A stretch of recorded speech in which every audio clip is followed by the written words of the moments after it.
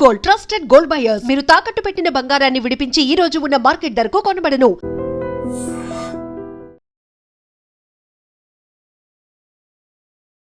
Hi hello నమస్తే, welcome to I dream. నేను మీ శ్రావ్య. మనకి రిటైర్మెంట్ ప్లాన్స్ అనేవి ఏంటి, ఎలా చేయాలి అని ఆలోచిస్తూ ఉంటారు కదా.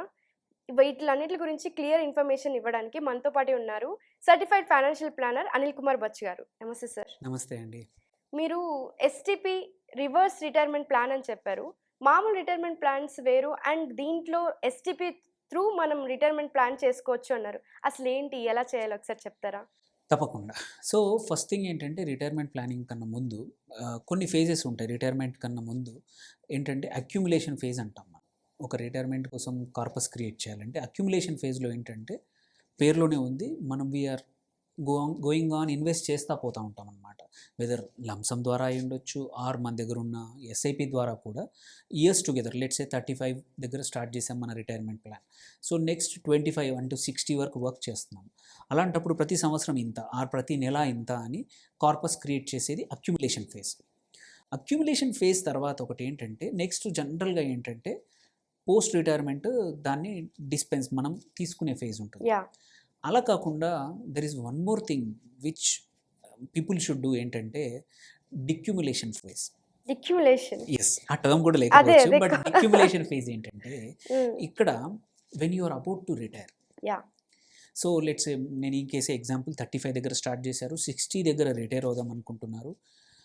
57 ఆర్ 58 ఉన్నప్పుడే ఆర్ 55 ఉన్నప్పుడే మీకు తెలుసు రిటైర్ అవుతున్నాం, దగ్గరికి వస్తున్నాం అని చెప్పేసి.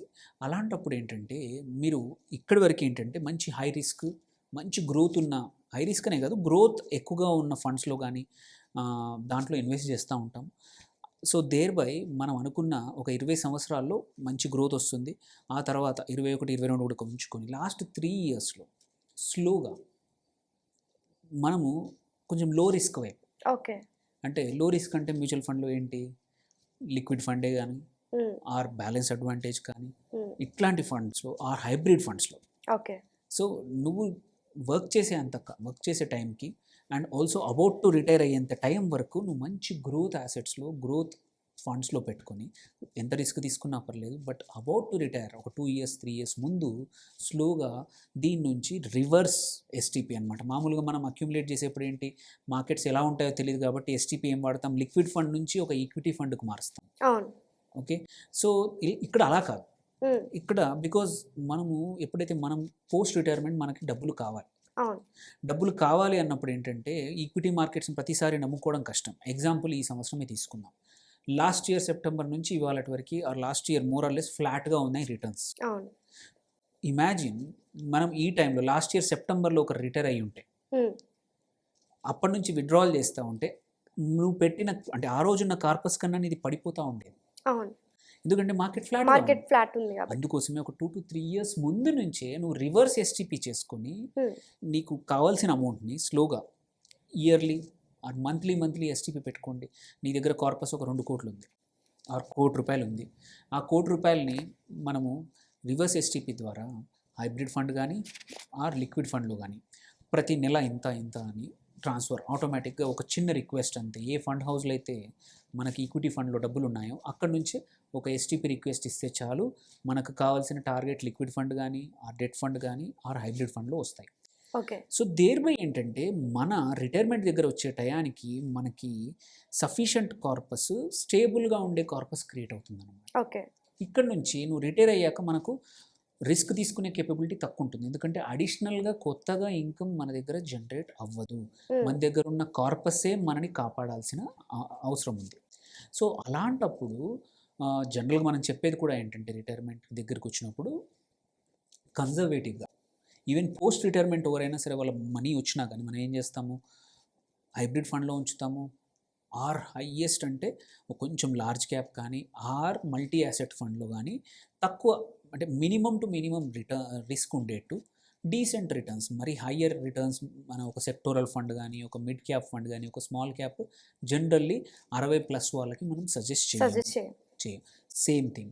సో అలా సజెస్ట్ చేయనప్పుడు కార్పస్ని కూడా అట్లాగే స్లోగా షిఫ్ట్ చేసుకున్నాం అనుకోండి, దేర్ బై ఏంటంటే రిటైర్మెంట్ అయ్యాక వొలటిలిటీ అనేది లేకుండా మంచి హెల్త్తో స్టేబుల్గా కార్పస్ ఉండడం వల్ల మనం అనుకున్న ఎస్డబ్ల్యూపీ ఎంత ఉందో దానికి తగ్గట్టే. అంటే ఇప్పుడు మనం ఆల్రెడీ కార్పస్ క్రియేట్ చేసాము, 1 crore కార్పస్ ఉంది, మనం ఒక హైబ్రిడ్ ఫండ్ పెట్టాము విచ్ హిస్టారికల్ యావరేజ్ ఒక 10 నుంచి 12% ఉంది. మనం 8% విత్డ్రాల్ పెట్టుకుందాం. ఓకే. సో ₹1,00,00,000 మిగిలిన 4% దాంట్లోనే ఉంటుంది మనకి. ఎస్, కార్పొరేట్ స్టిల్ గ్రో అవుతూ ఉంటుంది, స్టిల్ కొంచెం Still. ఈక్విటీ కూడా కొంచెం అక్కడే ఉంది. STP Yes. మనం ఒక 5 years ఎస్టీపీ పెట్టుకుంటే అవును. ఒక ముందే కొంచెం ఇక్కడికి వస్తుంది, and over a period of time కొంచెం కార్పస్ ఏంటంటే అక్కడ ఉంటుంది, కొంచెం కార్పస్ ఇక్కడ ఉంటుంది. దేర్ బై రివర్స్ ఎస్టీపీతో అడ్వాంటేజ్ ఏంటంటే మీరు అబౌట్ టు రిటైర్ అయినప్పుడు సడన్గా మొత్తం విత్డ్రా చేసి ఏ రోజు మంచిదో తెలియదు మనకి. అవును. సేమ్ ఎస్టీపీ పర్పస్ ఏంటి, మార్కెట్స్ ముందుకెళ్తాయా కిందికి పడిపోతాయో తెలియదు. సపోజ్ నువ్వు ఎట్ ద ఏజ్ ఆఫ్ 60 నీ దగ్గర ఉన్న ఈక్విటీ ఫండ్స్ అన్నింటినీ తీసుకెళ్ళి ఒక హైబ్రిడ్ లిక్విడ్ ఫండ్లో వేస్తాను అంటే మార్కెట్స్ పెరిగాయనుకో బాధ అనిపిస్తుంది, తగ్గితే హ్యాపీయే. బట్ ఇన్స్టెడ్ ఆఫ్ ఇలాంటి కండిషన్స్ లేకుండా నువ్వు ఒక ఫ్యూ ఇయర్స్ ముందు నుంచే ఇట్లాంటి లో రిస్క్ ఫండ్స్లో ఆర్ తక్కువ రిస్క్ నీకు ఆ ఏజ్కి తగ్గట్టు షిఫ్ట్ చేస్తే మంచి స్టేబుల్ రిటర్న్స్ మనం అనుకున్న ఎస్డబ్ల్యూపీ ప్లాన్స్ ఎటువంటి ఇబ్బంది లేకుండా వస్తుంది. ఇంప్లిమెంటేషన్ కూడా పెద్దగా ఇష్యూ ఉండదు.